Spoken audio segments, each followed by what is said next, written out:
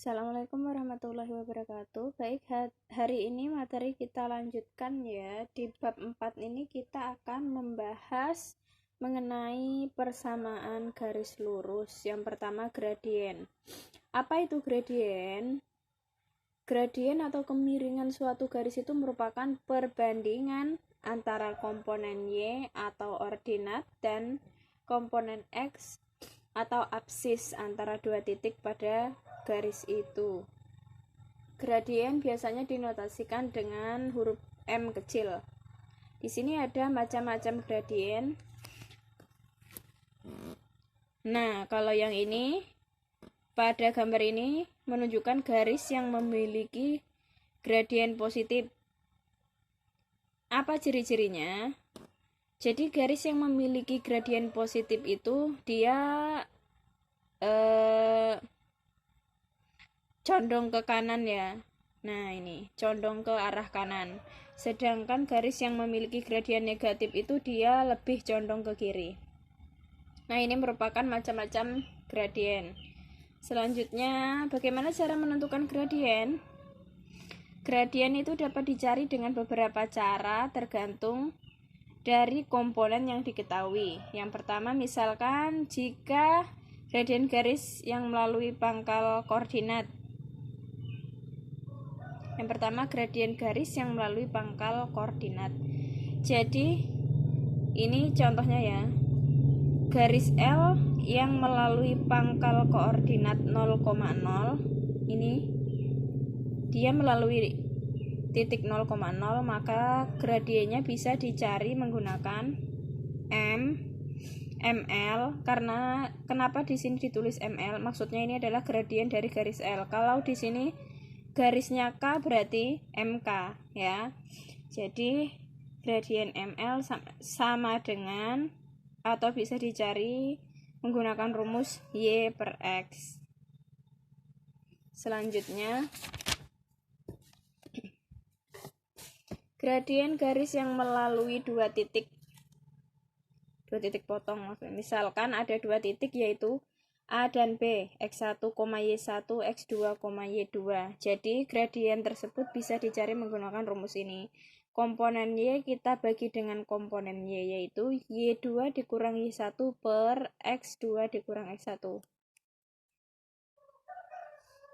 Mungkin kalau misalkan ada 3 garis ya tidak mungkin ya, karena kita masih mempelajari gradien yang melalui dua titik. Selanjutnya, gradien garis dalam bentuk persamaan eksplisit Y sama dengan MX ditambah C. Jika sebuah garis mempunyai persamaan Y sama dengan MX ditambah C, maka gradien persamaan garis itu adalah M atau nilai koefisien dari X. Yang D, gradien garis dalam bentuk persamaan implisit AX ditambah BY sama dengan C. Jika sebuah garis mempunyai persamaan AX ditambah BY sama dengan C, maka gradien persamaan garis itu adalah M sama dengan A per B. Jadi macam-macam ya. Macam-macam cara menentukan gradien tergantung yang diketahuinya apa. Kemudian di sini yang 4, hubungan antar gradien pada kedudukan dua garis. Kedudukan antara dua garis berhubungan dengan gradiennya. Jika dua buah garis yang saling sejajar, maka gradiennya sama. Nah, misalkan ada dua garis, maka gradiennya itu sama saja. Jadi M1 sama dengan M2. Namun jika ada dua buah garis yang saling tegak lurus seperti ini, maka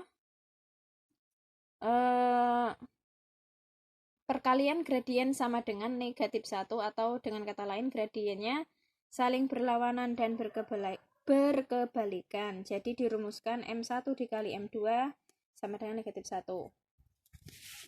Yang selanjutnya, persamaan garis. 1. Bentuk umum persamaan garis. Bentuk umumnya Y sama dengan MX ditambah C. Ini ada 3 ya. Yang pertama Y sama dengan MX, Y sama dengan MX ditambah C. AX ditambah BY ditambah C sama dengan 0. Ini bentuk-bentuk umum persamaan garis. Kemudian, bagaimana cara menentukan persamaan garis lurus atau PGL? Dapat ditentukan berdasarkan gradien dan titik-titik yang dilaluinya. Misalkan yang pertama, PGL atau persamaan garis lurus melalui titik 0,0 dan bergradien M, berarti bisa dicari gradiennya menggunakan rumus Y sama dengan M dikali X.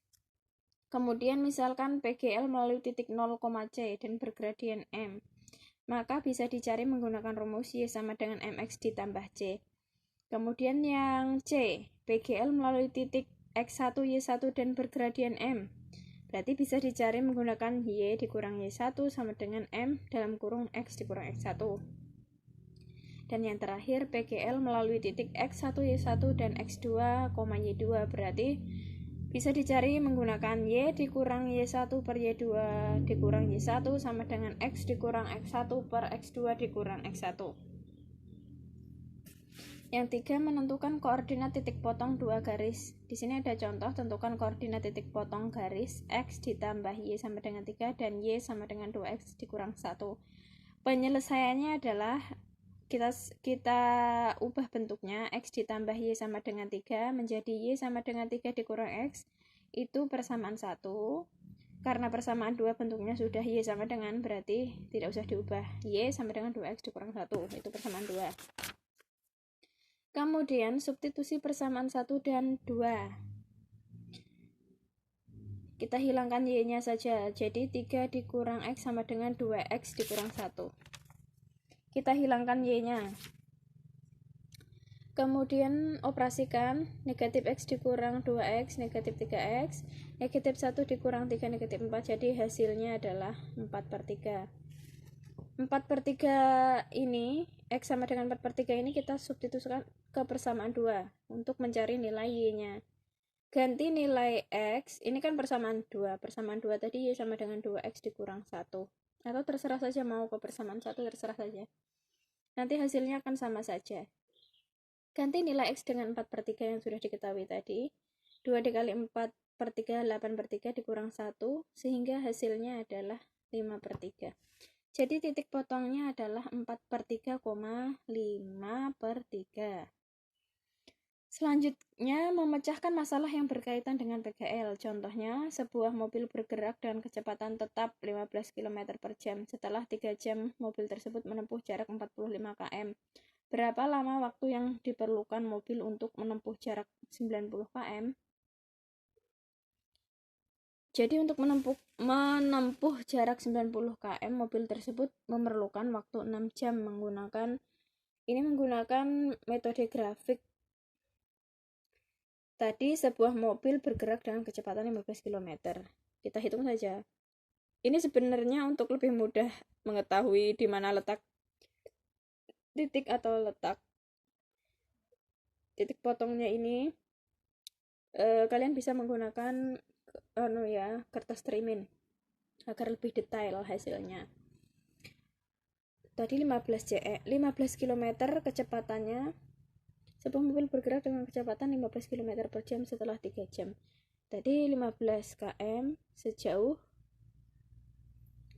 Setelah 3 jam mobil tersebut menempuh jarak 45 km. Nah, 45 km. Nah, ini yang ditanyakan kan berapa lama waktu yang dibutuhkan mobil tersebut untuk menempuh jarak 90 km. Nah, untuk lebih detailnya kalian bisa menggunakan kertas trimin. Kalau pakai seperti ini kan kurang akurat. Jadi mobil menempuh jarak 90 km memerlukan waktu 6 jam. Sampai di sini penjelasan dari Ibu. Kalau ada yang ingin ditanyakan bisa tanya ke WA. Terima kasih. Assalamualaikum warahmatullahi wabarakatuh.